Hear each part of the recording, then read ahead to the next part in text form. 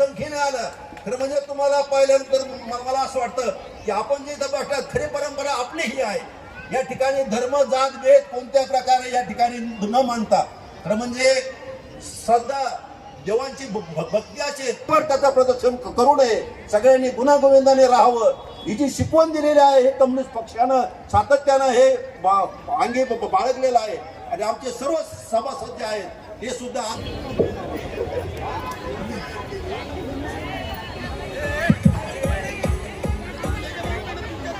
दोस्तों, साथियों, बहनों, माएँ, अस्सलाम वालेकुम रहमतुल्लाहि व बरकातहू और नमस्कार। जो यहाँ पर मेरी नॉन मुस्लिम बहनें भाई यहाँ पर बैठे हैं,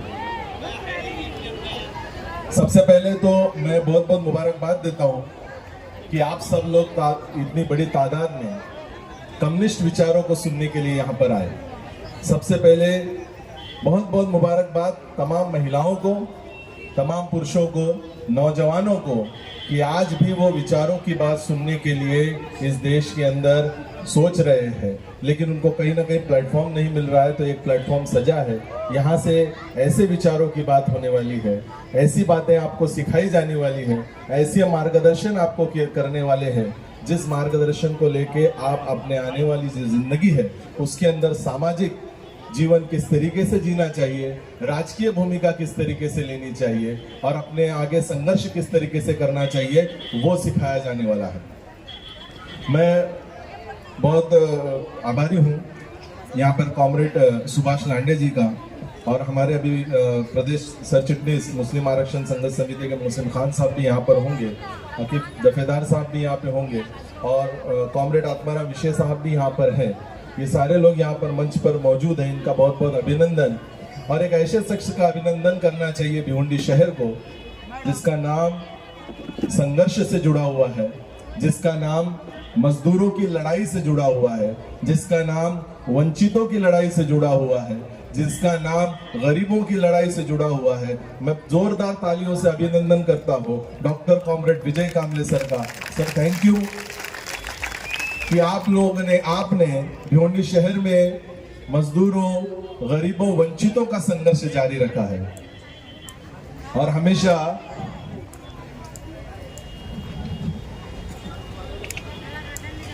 आकिब दफेदार साहब यहाँ पर आए हैं। मैं हमेशा जो संघर्ष कामले साहब ने किया और जो संघर्ष कामले साहब ने हम लोग को सिखाया है उसकी प्रेरणा को लेकर हम लोग महाराष्ट्र दक्षिण मुस्लिम सेवा संघ हमेशा आगे बढ़ते आई है। कॉमरेड साहब के लिए, कॉमरेड विजय कामले साहब के लिए मैं एक शेर कहूंगा। मैं कल उनको बोलने वाला था कि सर मैं एक शेर आपके लिए बोलना चाहता हूँ, तो उन्होंने कहा कि अभी मत सुनाओ, स्टेज के ऊपर ही सुनाना, क्योंकि अभी सुना दोगे तो ये सब कॉपी पेस्ट चालू हो जाएगा।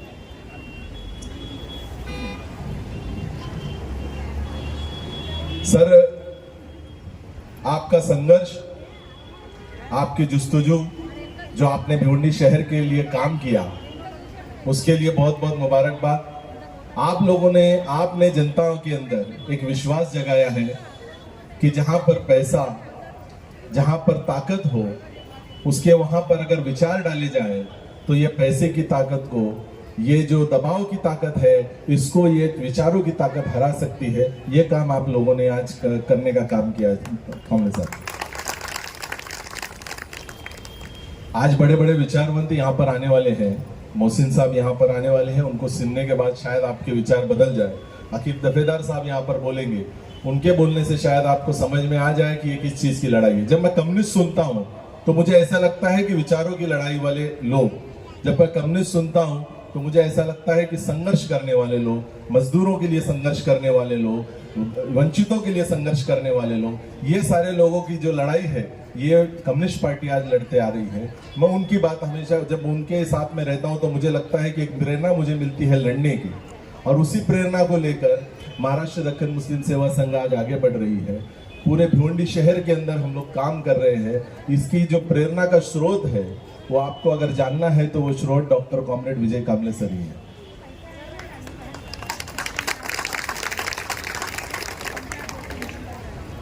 तो कॉमरेड सर, आपके लिए जो शेर था, दूर थे इसलिए मैंने नहीं सुनाया था, आप नजदीक आओ तो मैं सुनाऊं आपके। लोग पैसे से भी खरीदने की कोशिश करते हैं लेकिन साहब हिलते नहीं हमारे।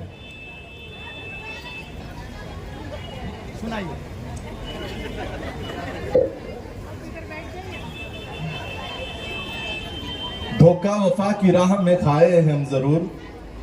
धोखा साहब इलेक्शन में खड़े रहते तो लोग वोट नहीं डाल रहे, इसलिए बोल रहा हूं साहब आपको वोट डालना चाहिए आपको। धोखा वफा की राह में खाए हैं हम जरूर, लेकिन किसी के साथ में धोखा नहीं किया। हमने गुजार दी है गरीबी में जिंदगी, अपने जमीर का मगर सौदा नहीं किया। ये कामले साहब के लिए सूट करने वाला शेर है। और जहां तक विचारों की लड़ाई है, एक हिंदी का बहुत अच्छा शेर है कि एक पानी व पसीने में बड़ा अंतर है। जो हिंदी जानते हैं उनके लिए पानी व पसीने में बड़ा अंतर है, यानी एक पत्थर वो नगीने में बड़ा अंतर है। अरे मुर्दा घड़ियों की तरह वक्त बिताने वालों, सांस लेने में और जीने में बड़ा अंतर है। आपको ये समझना पड़ेगा कि हम लोग क्या कर रहे हैं। आप लोग को समझना पड़ेगा कि हम आगे की जिंदगी किस तरीके से गुजारने वाले हैं। हम किसी राजकारणी को जो राजकारण कर रहा है, आज जिस तरीके का नकारात्मक राजकारण भिवंडी शहर में, महाराष्ट्र के अंदर, पूरे देश के अंदर चल रहा है, इसको नकारना पड़ेगा, इसको उखाड़ के फेंकना पड़ेगा। एक तो होता है हराना। कल हमारी चर्चा चल रही थी साहब के साथ में, साहब ने कहा अपने को इन विचारों को हराना नहीं है, इनको उखाड़ के फेंकना है। जब किसी चीज को उखाड़ के फेंक देते हैं ना, तो वो वापस से उगती नहीं है, वापस से पनपती नहीं है।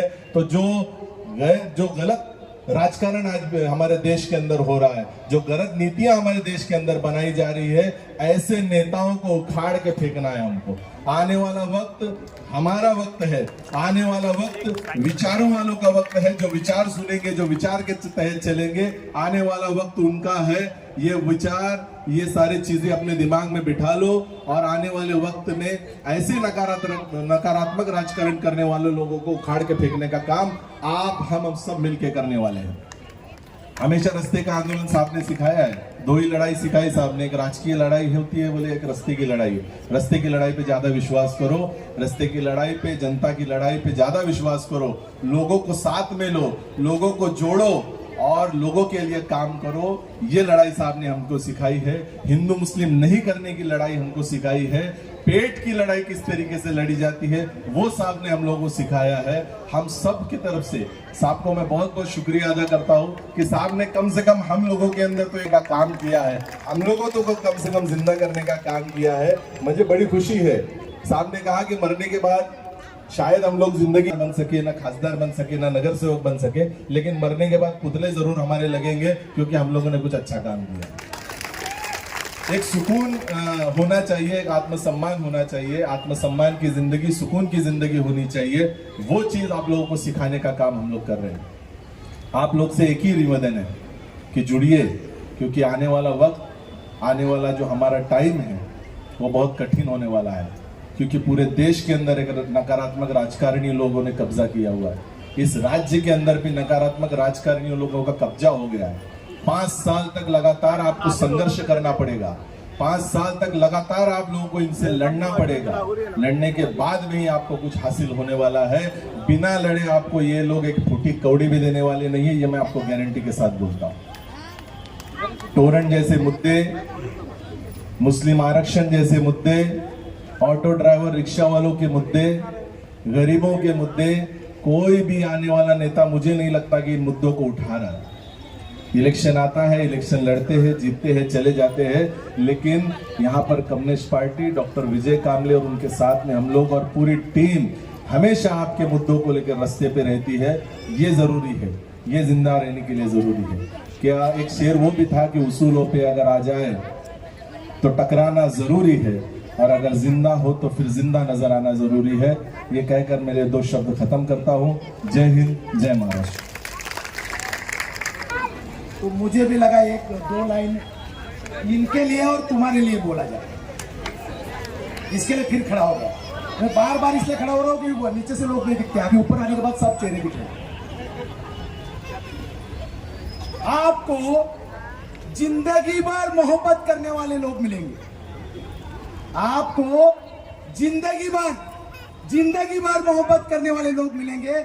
हम ये लोग हैं, आपसे मरने के बाद भी प्यार करेंगे। धन्यवाद। क्या बात है, क्या बात है, क्या बात है। कांबळे भाऊ का अंदाज निराला है। एक नारा मैं रह गया, हमारा हमेशा का जो नारा है वो हमको जिंदा रखता है, लड़ेंगे। पीछे वाले खाना खाए कि नहीं खाए? जाने के बाद खाना, फिर से जोर से, लड़ेंगे। कि मैं तुम्हें अपने उसूलों की कसम देता हूं, मुझको मजहब के तराजू में न तौला जाए। मैंने इंसान ही रहने की कसम खाई है, मुझको हिंदू या मुसलमान न बोला जाए। जोरदार तालियों के बीच कॉमरेड विजय बहु माइक पर। आखिर में मेरा नंबर है। पार्टी के राज्य सचिव कॉमरेड सुभाष जी लांडे, जिला सचिव आत्माराम जी विशे, हमारे कार्यकर्ता, हमारे मित्र और वो भी हमारे जैसे ही लड़ाकू बन रहे हैं, ऐसे इमरान भाई, बाकी सारे हमारे साथी, मंच पर उपस्थित सारे मान्यवर भाइयों बहनों, मुझे पता है सब लोग आपको पीट रहे हैं, समझ रहे ना? आपका दिमाग खराब कर रहे हैं, ऐसा मुझे समझ में आ रहा है, क्योंकि सुनने की आदत नहीं है हमको। घर में तो हम किसी का सुनते नहीं, और ये जो दाढ़ी वाला है मेरे जैसा, वो कहाँ पकड़ के आपको ला रहा है और सुना रहा है। हालांकि मेरे को एक ही शेर आ रहा था 2 लाइन का, वो मैंने आपको बता दिया, तो शेर भी नहीं बता पाता, लेकिन मैं 2-3 स्टोरी बताने वाला हूँ। ये स्टोरी हमारे जिंदगी के साथ में लगी हुई स्टोरी है। मैं हमेशा बोलता हूँ, मैं हमेशा एग्जाम्पल देता हूँ। मैं कामतगर में एक मीटिंग कर रहा था, और मीटिंग करते करते ऐसे गटर थी, आप में से बहुत सारे लोगों को मैंने ये स्टोरी बताई। ऐसी गटर थी, गटर के एक तरफ मैं एक पैर करके खड़ा करके और दूसरी तरफ दूसरा खड़ा करके मैं भाषण कर रहा था, और मेरे सामने सारी लेडीज बैठी, और भाषण करते करते मैं जब नीचे देखा तो पूरी गटर भरी हुई थी। तो मैंने उधर के लोगों को पूछा, यार ये गटर साफ नहीं है क्या, बोलते कि नहीं बोलते? तो एक जो औरत थी, ये जो ऊपर बिठाई है डेंजर सारी औरत है, ऐसी उसमें से एक औरत थी, वो बोले वो मेले को आन दो अभी, नगर सेवक को, उसको तो मैं झाड़ू से ही मारती, बोले झाड़ू से ही मारती। तो फिर इलेक्शन जब आया तो वो जो नगर सेवक के साथ में ही वो दिखी मेरे को, तो मैंने ताबड़तोड़ उसको बाहर खींचा, और तू तो झाड़ू से मारने वाली थी। नहीं, बोले 500 दिया ना उसने। अभी मैं आप में से किसी को पूछूं कि किसने किसने पैसा डाल के पैसा लेके वोट डाला, तो आप में से सब लोग मेरे आंख पे आएंगे, हम लोग पैसा नहीं लेते।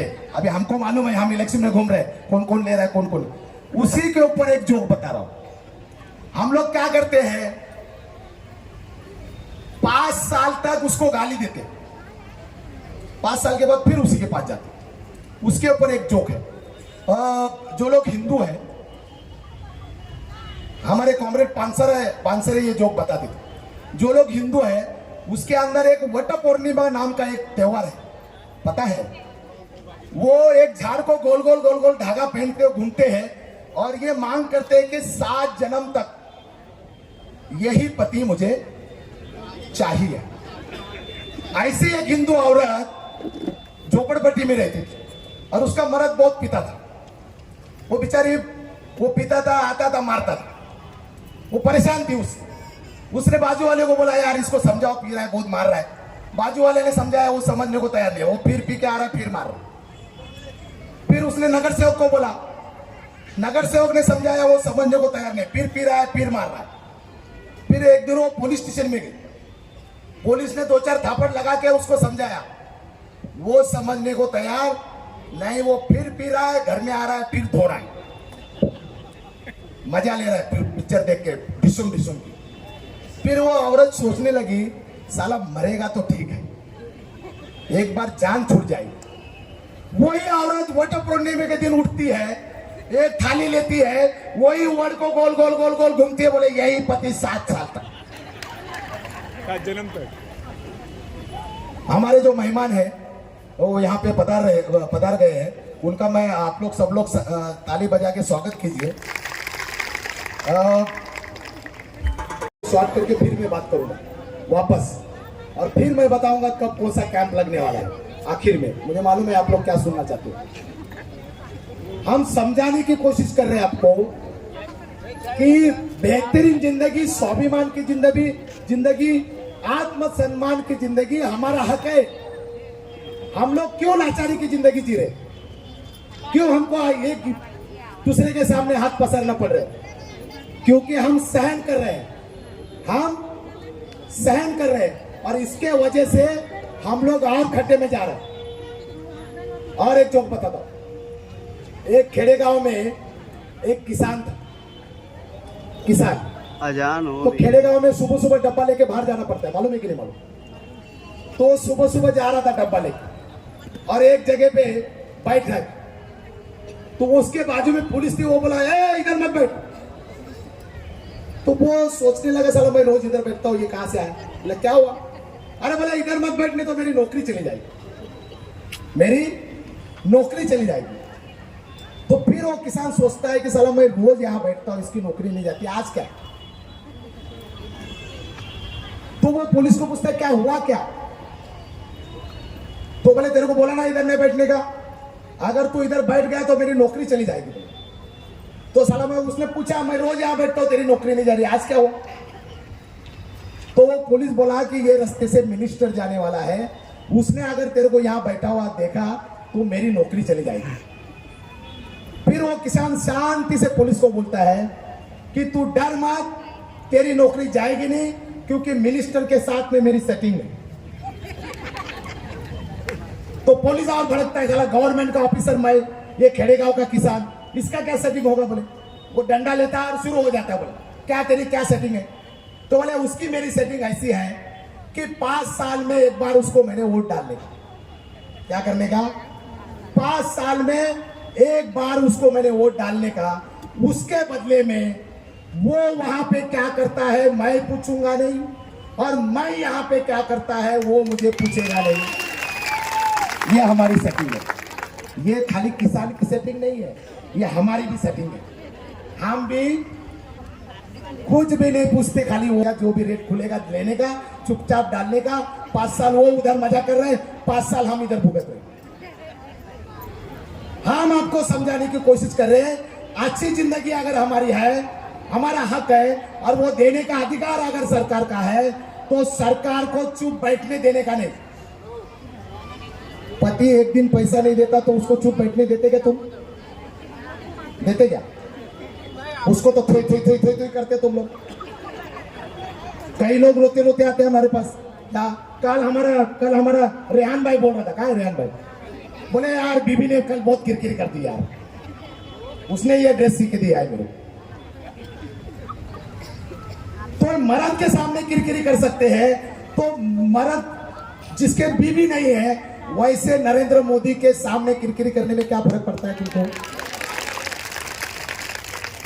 उसको भी तो समझाओ बीबी का क्या महत्व रहता है। खाली हमको ही समझा रहे सारे, जो जिसको बीबी ने उसको भी समझाना पड़ेगा, उसको समझाना पड़ेगा, उसको पूछना पड़ेगा कि अगर बेहतरीन जिंदगी हमारा है तो क्यों नहीं देता है, ये हमें पूछना पड़ेगा। उसी की लड़ाई का 100 साल आज पूरा हो रहा है। 99 साल, 100 साल में हम आज घुस रहे। उसमें से 35 साल से लेके 40 साल तक मैं खुद इस कम्युनिस्ट पार्टी के साथ में हूं, और हम लोग जो भिवंडी के अंदर तुम्हारे लिए कुछ करने जा रहे हैं, ये यही पार्टी ने मुझे सिखाया। इसके लिए मैं तुम्हारे लिए एकदम दिल खोल के काम कर रहा हूं। आपको पता नहीं है, आज मेरे बीबी को स्टेज पे बिठाया है। उसका नाम, मेरा नाम अलग अलग है। मेरा नाम विजय कामले है, उसका नाम संध्या सोनारकर है। इसलिए तुमको समझ में नहीं आया है, वो मेरी बीबी है, वो बैठी है इधर, वो ही कमाती है, वो ही खिलाती है। दिखा, अरे बाप रे बहुत सुंदर है, ऐसा मत करो। दिखाओ बोल रही है और सुंदर, ऐसा कैसा है? नजर लग जाएगी। तो वो मेरे पीछे वो खड़ी है, वो मेरा घर चला रही है। मेरे पिताजी भी आए हैं, रिटायर है, उनको शायद 40-50 हजार पेंशन होगी। क्योंकि मैं कैसा पूछूं भाई कितनी पेंशन है? महीने का 14,000 मेरे को डीजल को देते हो, और उनके वजह से मैं आपके लिए दिन रात काम कर पा रहा हूं। मुझे ऐसा लगता है, बार बार हम कोशिश कर रहे हैं कि लोगों जागरूक हो जाओ, तुम्हारा ये हक है, यही जिंदगी में हमको हमारी बेहतरीन जिंदगी चाहिए, मरने के बाद नहीं, मरने के बाद नहीं। मेरे ख्याल से विवेकानंद ने कहा था कि जो धर्म हम करेंगे क्या भाई, हम करेंगे क्या? हम लोग आज जिंदा है, हमको आज बेहतरीन जिंदगी चाहिए, उसकी ये लड़ाई है। बर्तन तो बहाना है भाई, बर्तन तो बहाना है। 15, 20, 30, 40, अभी 40 हो गया बर्तन, उससे बहुत ज्यादा फर्क पड़ने वाला है क्या?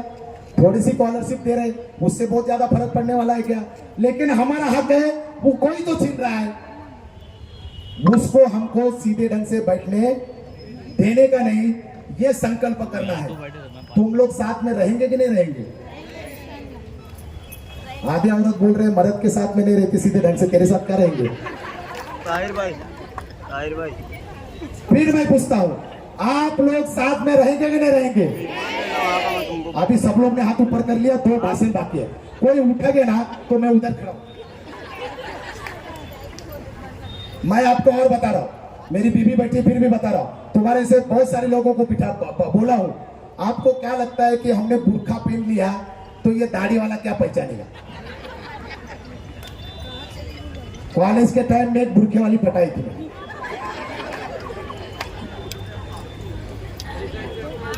वो हिंदू मुसलमान था करके शादी हुआ नहीं, शादी करना था, लेकिन तब से मैं आंखों से आदमी पहचानता हूं, खाली आंखों से। इसलिए तुम कितना भी बुर्का पहनो, मैं पहचान ही लूंगा कौन कौन है। इसलिए मैं यहाँ पे रुकता हूं। अगर मौका मिलता है, ये दो जो वक्ता है उनको सुनना है, एकदम शांतिपूर्ण से सुनना है। एक जन लातूर से आया है और एक मुंबई से आया है, आपको कुछ अच्छी बातें बताने के लिए आ रहे हैं और वो सुनना है। कोई भी हिलेगा नहीं जाएगी जगह से। आज तुम्हारा पति भूखा भी मरेगा तो भी चलेगा, लेकिन जगह से हिलेगा नहीं, छट्टू मार लो, कसम खा लो, ठीक है? धन्यवाद। मैं मेरी बात ये खत्म करता हूँ, एक नारा देता हूँ और हमारे मेहमान को हम लोग मौका देते हैं। लड़ेंगे, लड़ेंगे, लाल बाउटा जिंदाबाद, धन्यवाद। हमारे इस मंच पर दो यहाँ पे हमारे आए हुए अतिथियों का सत्कार करेंगे।